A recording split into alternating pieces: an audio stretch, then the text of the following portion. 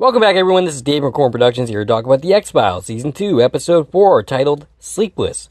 The episode's description reads as follows. Mulder is on the manhunt for a Vietnam veteran who can project his consciousness into other people's minds to kill them. Mulder and Agent Krycek try to uncover the conspiracy behind the killer's powers. The episode was written by Howard Gordon. This is Howard Gordon's solo writing effort of the series. Gordon was inspired to write this episode following a 2-week bout of insomnia. This is his first effort without my nemesis, Alex Ganza. The episode was directed by Rob Bowman. The episode originally aired on October 7th, 1994. Before going any further, I'll tell you a couple of things. One, this is not a Sport Freak podcast. If you haven't watched the episode, I highly recommend you check it out, and then come back and give me a listen. Secondly, if you're listening on one of the platforms that this podcast is now available on, please follow and feel free to check out my YouTube channel, Corn Productions, where additional content can be discovered. If you're already on my YouTube channel, please like, share, and comment, and subscribe to my channel. Alright, so this is another pretty good episode that is anchored by the great Tony Todd, who was the lead in the Candyman movies, Worf's brother on TNG and Deep Space Nine, plus appearing on Voyager, as well as the Final Destination movies, and much, much more. He's a pretty great actor. We meet both Krycek and Mr. X properly here, and the character of X was originally intended to be a woman, apparently. Natalia Nogalich even filmed a scene in the role, but she was recast with Stephen Williams, and Natalia was actually in the West Wing for like 3 episodes as a Russian ambassador. The episode begins with a man watching TV. He's in his hotel room when suddenly his room lights up on fire. He calls for an ambulance. The room continues to light on fire. He tries to put it out, but no such luck. As we see the firemen running up the stairs, we briefly see Tony Todd leaving the scene. There turns out to be no fire at all, but the man is still dead. And credits. In the morning, Mulder has a paper on his front porch with a tape. He's listening to the tape of the incident, and it's enough to lead him to Skinner's office, who says the case does fall under the jurisdiction of the FBI. But Skinner suspects that's not why he wants the case. Mulder thinks it warrants looking into further, and that's all he's going to say about it. Skinner asks him where he got the tape from, and he doesn't really let Mulder answer the question. He says to Mulder, presumably from someone who made Mulder suspect there's more going on here. Mulder says that his only source, the only one he ever trusted, Deep Throat, is dead.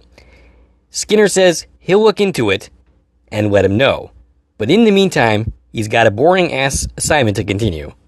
Those are my words, not Skinner's. It's funny because Skinner is still a hard-ass here, but he's softening a little bit. As he's going back to his assignment, he meets Krycek.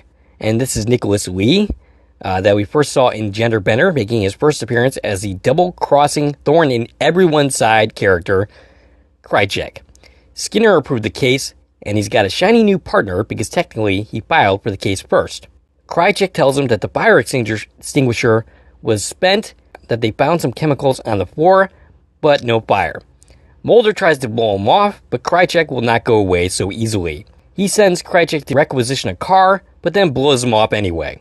Scully gets a call from one George Hale, which of course is Mulder. He suckers her into performing an autopsy, which he'll wrap to go for her, kind of like, the leftovers of a meal at a restaurant. The doctor at the beginning was treating sleep conditions, and Mulder gets introduced to technology that can alter someone's dreams. As he leaves, who should drive up but Krycek, who doesn't appreciate being dropped like a bad date. Krycek claims to have been following his work, and Scully calls him and tells the person at the beginning of the episode did not die from cardiac arrest, and this is Dr. Grisham, by the way. I don't think I've mentioned that. Krycek asks where they're going, and Scully ends up meeting Krycek, and everyone acts like the new girlfriend meeting the old, and it's kind of funny how they play that. Scully says that his insides indicate he was on fire, but not the outside. It was like his body believed it was burning, even though it wasn't. We see a man named Willig with red eyes, and then we see Preacher, Tony Todd's character, or at least that's what he's called here, let himself in. Willig isn't doing so good, and Preacher begins to do what he does best, preach. He makes him see the victims and the soldiers. He makes Willig see the victims and sees soldiers who shoot and kill him. And Preacher almost looks regretful here. Willig is played by Don Thompson, who was in Horns, Slither, and this is actually his second episode of the series. He was last seen in Conduit. Mulder and Krycek are on the scene with a person who looks internally like someone who has just been shot, but not on the outside. Willick has a scar on his neck, but his only other surgery was an appendectomy. Willick was in a platoon of which only had 2 survivors in it. The other was Augustus Cole, aka Preacher. He's being held in a facility, and they go to talk to him, but guess who isn't there anymore? Somebody escaped without anyone noticing, and apparently the doctor actually signed him out, which he does not remember doing. Mulder is called by the mysterious man who wants to meet him in an unfinished building, and here we see Mr. X for the first time. He tells him that he doesn't want to be there, but hands him a file on a secret project that eradicated the need to sleep in soldiers. Augustus Cole hasn't slept in 24 years. He gives him the name of another soldier who was reportedly killed in action, but actually wasn't. X says he can't be contacted again, that his predecessor paid for helping him with his life, which X is not willing to do. And one wonders why he was bothering to help in the first place if this is his attitude. By the way, Wiki says the stadium that is under construction here, in which Mulder meets a certain someone, is General Motors Place, located in downtown Vancouver. Construction began in July 1993, was completed on September 21st, 1995. In July 2010, its sponsorship with General Motors ended, and it has been known as Rogers Arena ever since. Krycek and Mulder think that Cole has been located, but the two officers that go after him end up shooting each other. Scully narrates her findings. Mulder speculates that Cole can make people see things, and she asks about his new partner. He says he's alright, that he could use some more seasoning. Maybe some salt? Pepper, perhaps? I would like some pepper. He jokes about how he didn't know how he put up with somebody questioning him for so long. And Mulder and Krycek visit the guy that X sent them to, and at first he thinks that they are there to kill him. He's heard about what's happened, and he describes his story of being a sleepless soldier. They eventually went AWOL, making up their own missions, and they just started killing everyone. Women, children, it did not make a difference. Cole, being the killer of the doctor and the other soldier, tracks. He says that Grisham was the one that made him what they are, and him and the other doctor, Dr. Girardi, was also involved. Scully finds out where Dr. Girardi is, and he's actually coming up for Grisham's funeral, and he's going to a train station. Mulder and Krycek set up a trap for Augustus Cole to prevent him from getting to Dr. Girardi and capturing Cole. Of course, this doesn't go very well, as Cole sets up a hallucination for Mulder, making him think that he's got a gun, and Krycek doesn't end up seeing him at all. Mulder insists that Girardi and Cole were both there, but Krycek says, you're just imagining things. So they end up going to the tapes. Krycek wants an explanation from Mulder as to what is going on, seeing as he almost killed somebody from Krycek's perspective. And Mulder suggests the crazy theory that Cole can make people see things, and Krycek takes this in stride, seemingly believing in Mulder's theory.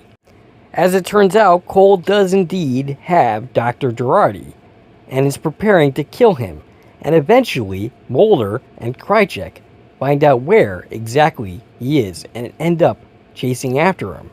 But not before Cole successfully ends up killing Dr. Girardi in the similar manner as he killed everybody else. Mulder finds Cole, whose work is done. He just wants it to end. Mulder wants for Cole to expose what the military did to him.